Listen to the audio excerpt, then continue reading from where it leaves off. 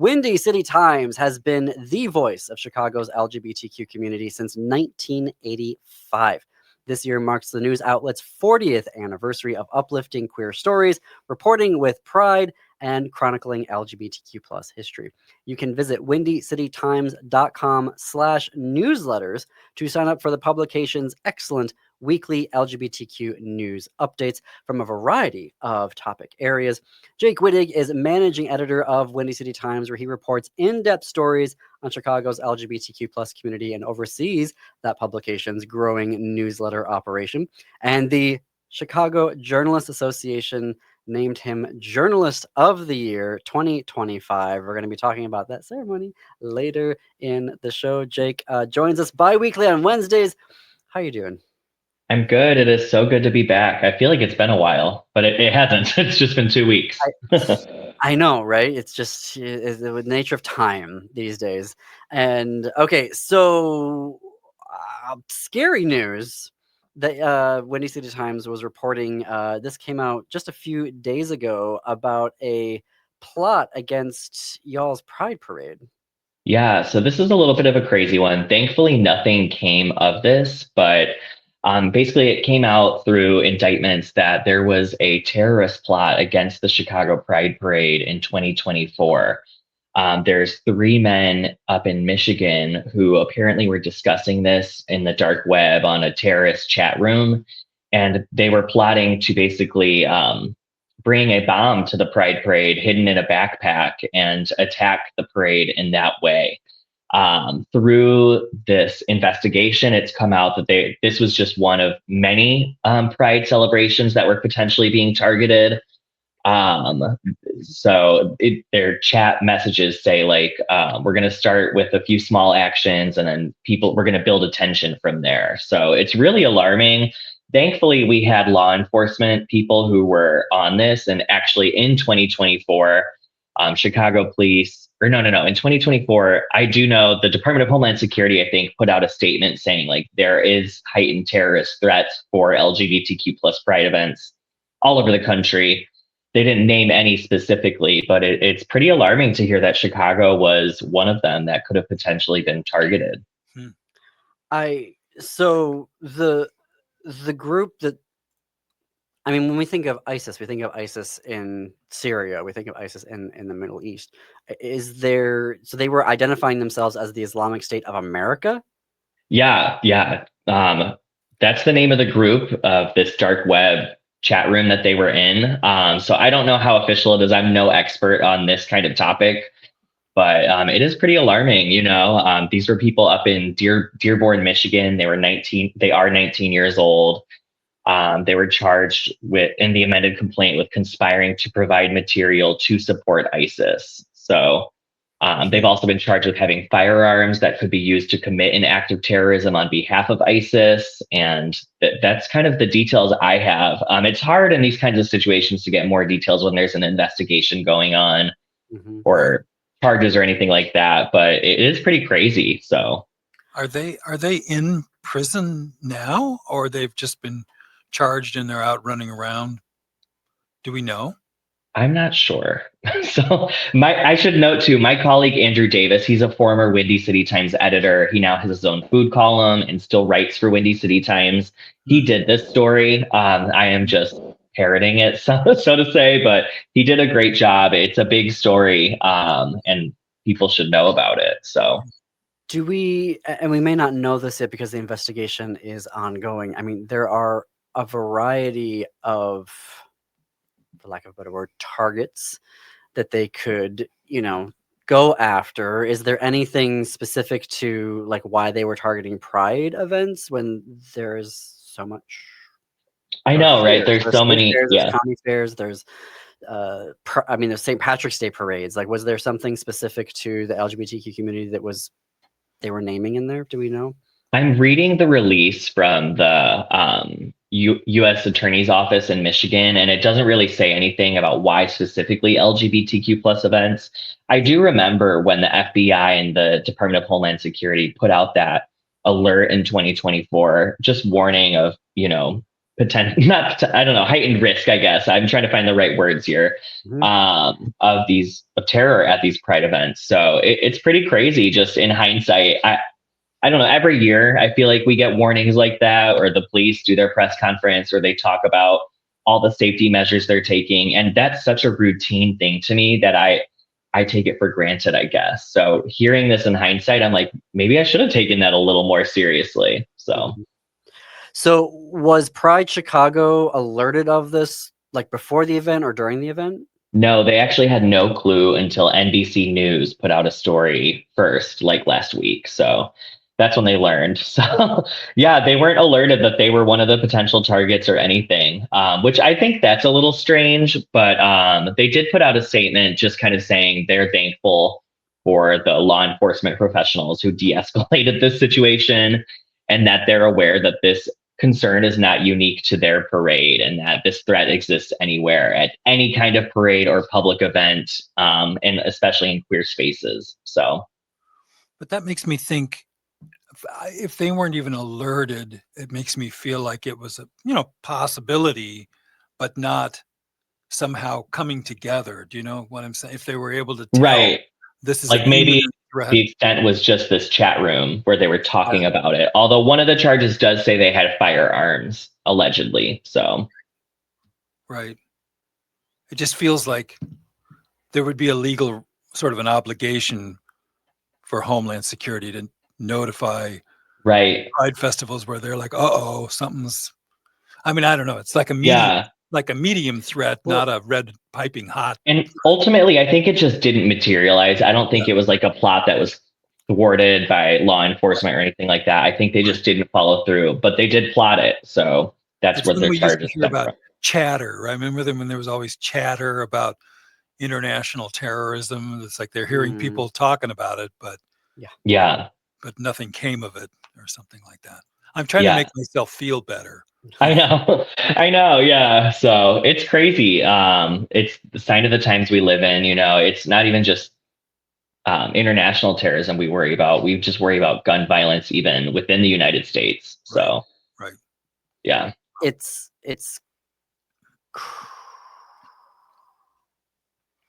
depressing how often I actually think about that now when I'm wandering around, like the Loring Park, and I'll find myself, there are times where I'm like, oh yeah, like this would be the place if they wanted to walk in. And it's awful that we think about that. Like when we were in Iceland for Pride, Reykjavik Pride this year, these are not things that they think about. You know what I mean? They don't think about, when they're organizing the largest festival in the world, about where they're going to place, not the world, in the country. A quarter of the country shows up to this thing, and they're not thinking about where are we placing the snipers on top of buildings. No, Right.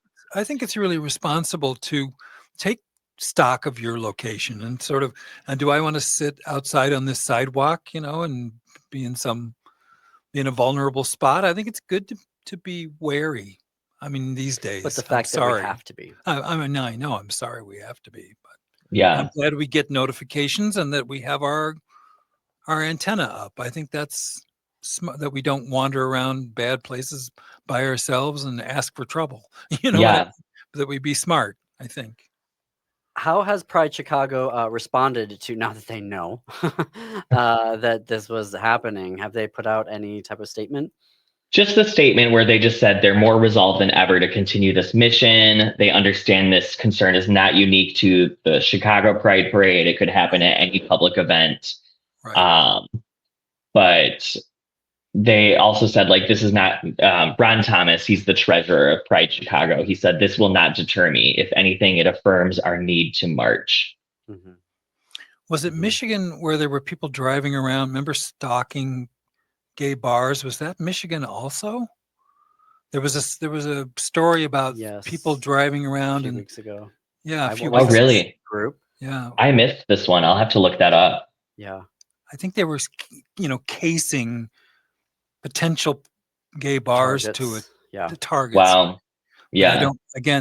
It's always so not detailed for a variety of reasons that you kind of go, oh, I don't know what to do about that. But yeah, scary, but it isn't very helpful or something. Right. Yeah. Luckily, the Chicago police and the Chicago Pride Parade take a lot of precautions. They have safety or like mile markers all throughout the parade. So if an emergency comes up, you know where you're at. You can easily talk to other people and let them know where you're at. So That's good. yeah. Well, we are talking with managing editor of Windy City Times, also the 2025 Chicago Journalist of the Year. Tomorrow is Transgender Day of Remembrance. And what is Chicago doing? What are the events that are going to be happening over there? Yeah, well, Chicago has an incredibly vast, I would say, scene of transgender community here. We actually kicked it off. For Chicago today. Yeah, for those in Chicago, today, Thursday, is Transgender Day of Remembrance, but airing on AM 950. It is Wednesday, and the events are tomorrow. But we kicked off this week. There was a big press conference at the Center on Cottage Grove in accordance with Transgender Awareness Week, which then follows into Transgender Day of Remembrance. And our Chicago mayor was there, which was really awesome to have the mayor of our city talking about trans issues and his support for them. Alderman Lamont Robinson, he's a Black gay alderman on the South Side, which is where this community center is. He spoke there and he talked about not just transgender remembrance, but also trans resilience and like the examples we have in Chicago, like Shannon Lynn Parker, the new CEO of Equality Illinois, Precious Brady Davis, who is a water reclamation district commissioner. So those two women also spoke at this press conference. So it was really cool, a nice gathering, and awesome to have the mayor there. Like, so cool to have a mayor who takes this seriously. So, I don't know that we would have that. Yes, we do. Yes, we do. Would he come? Yes. Yeah? Okay. Yes. Fry has been very good about that. Mayor Fry in Minneapolis has been very good about that. So, yes, I want to give recognition. Yep. Yeah, and our mayor, he's done a lot. You know, he started a task force to look into trans femicide in Chicago. So they're working on that, and they're coming up with recommendations on how to treat violence against trans women or just trans people in general in the city. And it's going to be all encompassing, not just like your typical safety violence prevention, but also looking at improving public health for trans people, because that can make them more susceptible to violence. So our mayor's done a lot. So that's how we kicked off the week. And then there's actually 6, probably more than 6, but I've got a list of 6 events going forward for the rest of the week to tie in with Transgender Day of Remembrance. It's really cool.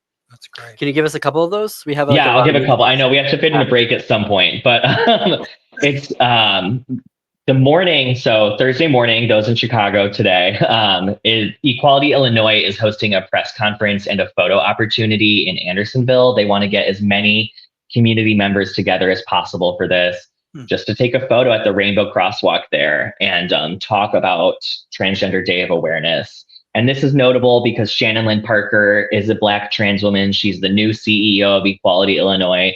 Her first official day was Monday. So I'm sure it's a big moment for her, you know, so really cool to see her have this public event right as she starts. So that's one of them. Very cool. Then later, Life is Work, which is a trans-led social services agency on the west side of Chicago, is hosting their own celebration of trans people. And they're going to have a panel discussion themed around remember, resist, and reimagine. So it's again, you know, we're remembering the lives we lost, but also how do we go forward and keep them with us. And then they're giving away some awards to community members who really stand up for the trans community. So those are 2 events. And they're going to be good. In that break now. Perfect. That was perfect. You timed that perfectly. All right. We are going to have more with Jake Wittich, managing editor of Windy City Times, after a very quick break. Be sure to check out our GLAAD Media Award nominated podcast, This Queer Book Saved My Life, where I interview LGBTQ guests from across the rainbow about the queer books that had a life-saving impact for them and bring the authors in to join the conversation. You can stream that everywhere you get your podcasts or at thisqueerbook.com. More on the flip side of this quick break. Welcome back to The Gailey Show. I'm John Parker. We're coming up on the top of the hour in studio with my executive producer, Jim Pounds. Jake Wittich is managing editor of Windy City Times, where he reports in-depth stories on Chicago's LGBTQ plus community and oversees the Windy City Times' growing newsletter operation. Jake has been sharing with us events that are happening for Transgender Week and Day of Remembrance, which is on Thursday, November 20th. I almost said November 1st. Where am I?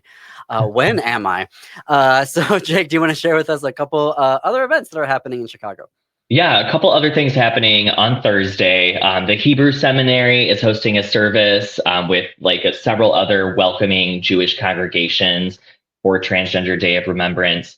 I'm actually going to be at the Center on Halsted, where the Second City Sisters, which is our chapter of the Sisters for Perpetual Indulgence, I think is what it's called. They're hosting a speaking program and then a candlelight vigil. Their LGBTQ Bar Association's doing something. We have events all over, which is awesome to see. So love it. Yeah. Well, thank you for sharing that. Is there is that all collected on a page of your website? It's going to be all over. Each event is going to have its own story. So just go to windycitytimes.com and they'll be posting throughout the weekend, I'm sure. So Perfect. Well, last Friday, I believe it was last Friday, yeah. Last Friday, there was a certain ceremony where someone got an award. Congratulations from the Chicago Journalists Association. How was it, Jake? Thank you. It was an amazing night. I was so grateful. Like, my family came, my mom was there, my stepdad, my sister, my brother was sick. My two best friends were there, my closest colleagues, Anna Deshawn, my past I was just surrounded by so much love. I gave a 10-minute speech that I literally practiced for 3 weeks, and I knocked it out of the park. I was neurotic, but it was worth it. All that preparation, I really delivered, and I just felt so seen and so appreciated. I got to reflect on what community journalism means to me, everything I've done this past year, how I got to this moment. I was actually so close to leaving journalism altogether 2 years ago. And then I took a pivot. I joined Windy City Times, and suddenly everything is just clicking for me. So it was a great moment to stop, pause, reflect, and thank everybody who's been part of this journey. I recommend that people listen to it on YouTube, because it's a beautiful speech, and you were so poised, and you just seemed so kind of where you should be. Thank you. Know what I mean? It was really nice. I was very proud of you. It was really, thank you. And it was really cool because Curtis Lawrence, he is a retired journalist here in Chicago. He got the Lifetime Achievement Award last year. They asked him to give us a short speech to introduce me. And me and Curtis go way back. I went to Columbia College Chicago, and he taught there. I never had him as a teacher, but our paths would cross. Then when I was working at the Chicago Sun-Times, he would work weekends as an editor there, and I always worked weekends. So I wrote some crazy stories with him as my editor, And then I joined Block Club, and then he joined Block Club not long after as their investigative editor. So he's really seen me at every stage of my career. And he gave me just the kindest introduction. I actually was fighting back tears as I went up there. And I was like, I can't cry. I rehearsed this so much. I cannot cry. Right. It was great. I even said to John, I'm like, that's our boy. And I know that's probably diminishing you. No. And I don't mean to, but I very, very proud. Yeah. And I got to shout out the Gailey Show. I was talking about all the partnerships we built this last year. So that was awesome to shout you all out. That's been a big part of this year. So I know you had to mention the Ohio one, but we were first. So I think that was all I cared. But what a nice... We love Ken. I know, you had him on your show. I know. He's our Ken is very graciously, when I'm in a bind and someone cancels on me at the last minute, he's like, just reach out. I'll come and help. He's a former radio guy himself. Exactly. So, but it shows the power of regionalism to me. I feel like we're demonstrating, we're living how we all have to kind of collect beyond our individual communities, where there is a regional importance to stand up against what we're standing up against. So I think we're demonstrating it, and I love that. Exactly. And a rising tide really lifts all ships. I went into this industry with one attitude, thinking I had to be competitive and cutthroat. And over the years, I've softened a lot and realized it's all about building community and collaborating. And I think that attitude, the community building and the collaboration, is a big part of why I got this award. So it's the community behind me that helped me get here. Well, and I also feel like the local is national these days, and you're in an epicenter city right now, target of what is, target of a fascist wannabe president. Editorial on my part there, but Chicago is in the crosshairs, and so the reporting that you're doing is so crucial right now for those. Even though we don't live in Chicago, we're seeing the playbook happening, and we're also, as Jim was talking about the other day, there was a great piece of all of the resistance tactics that folks in Chicago have been doing, and solutions that you've been reporting on that organizations are doing that now folks in Charlotte and Minneapolis and Portland can be looking to, as all of us who happen to be living in blue cities are finding ourselves in the crosshairs as well. So what's cool is there's a journalist organization in Charlotte that actually reached out to the Chicago Journalists Association, which gave me the award. And now they're connecting immigration reporters in Chicago with ones in Charlotte to share tips on how we did this. So really cool. I feel like LA and Washington, D.C. really didn't respond the way I was hoping they were, but you guys you in Portland really did. I mean, we ran Trump out of the city once. We can do it again. Don't screw around with Chicago. All right, folks. Visit windycitytimes.com/newsletters. These are very slick, clean, lovely newsletters that come into your inbox every week, and crucial reporting and also reporting that just makes your day. So go to windycitytimes.com/newsletters. Sign up there. Join me in doing that. Jake, we'll see you back here in a couple weeks. All right, I'll see you. All right, folks, and thank you for listening and or watching today. If you're on YouTube, click that subscribe button, click like, leave us a comment. On WCPT 20, it's now time for Chew's Views with Richard Chew. On AM 950 Radio here in Minneapolis, it is time for the Matt McNeil Show. Stay tuned after that for Native Roots Radio, and then at 10 p.m. Central, step into the unknown with Greg Bakken on Ghost Box Radio. And until this time tomorrow, keep it queer, America. Keep it queer, Chicago.